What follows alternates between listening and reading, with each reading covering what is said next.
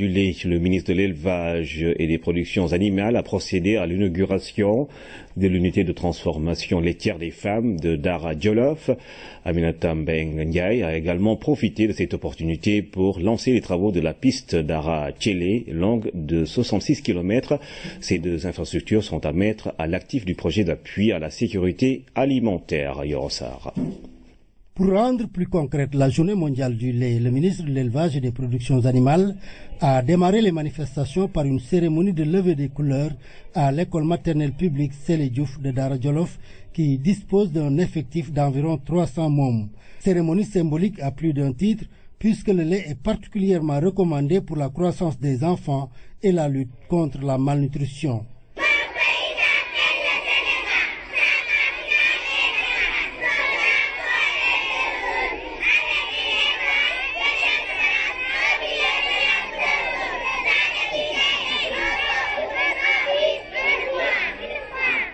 Aminata Mbengue Ndiaye a visité ensuite l'étable laitière de la dame Khadisou.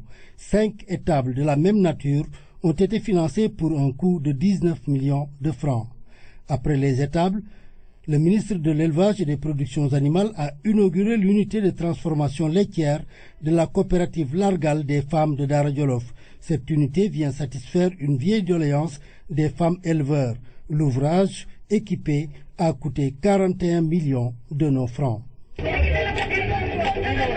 Troisième acte concret de la journée mondiale de l'élevage, le lancement des travaux de la piste de production Dara Tchélé. Cette piste longue de 66 km va joindre la piste Linguère-Doli en cours d'aménagement par le PUDC.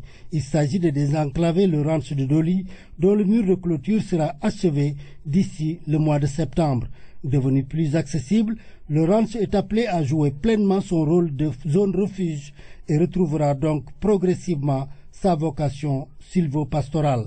Les étables laitières, la laiterie Largal et la piste de production Dara Tchélé ont été entièrement financées par le PASA Lumacaf, le projet d'appui à la sécurité alimentaire dans les régions de Louga, Matam et Kaffrine, financé par la Banque africaine de développement.